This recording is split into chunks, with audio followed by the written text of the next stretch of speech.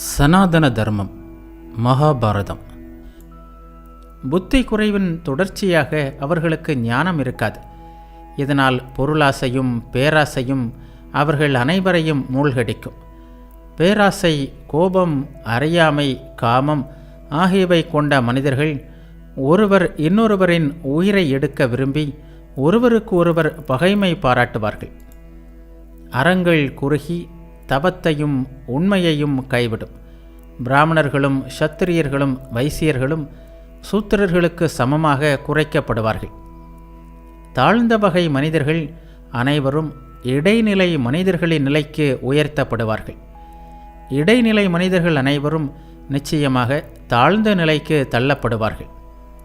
ஓ யுதிஷ்டிரா, யுகத்தின் முடிவில் உலகத்தின் நிலை இவ்வாறே இருக்கும். அந்த கலிகாலத்தில் மனிதர்கள் தங்கள் மனைவியரை தங்கள் ஒரே நண்பராக கருதுவார்கள்.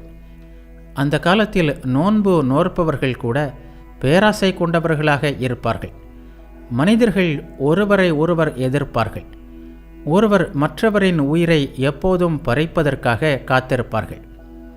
அந்த யுகத்தால் தள்ளப்பட்ட மனிதர்கள் நாத்திகர்களாகவும் திருடர்களாகவும் இருப்பார்கள்.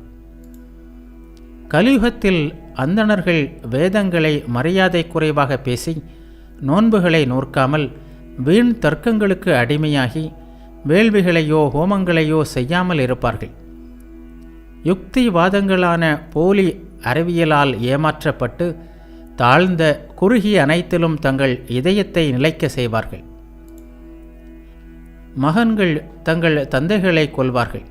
தந்தைகள் தங்கள் மகன்களை கொன்று எந்த மானக்கேடும் அடையாமல் இருப்பார்கள். இத்தகைய செயல்கள் செய்து துயரங்களிலிருந்து தங்களை காத்து கொண்டு அதை புகழவும் செய்வார்கள். முழு உலகமும் மிலேச்ச வகை நடத்தைகள், கருத்துக்கள், விழாக்கள் ஆகியவற்றை கொண்டிருக்கும். வேள்விகள் நின்று போகும். மகிழ்ச்சி எங்கும் இருக்காது. பொது மகிழ்ச்சி என்பது மறைந்தே போகும்.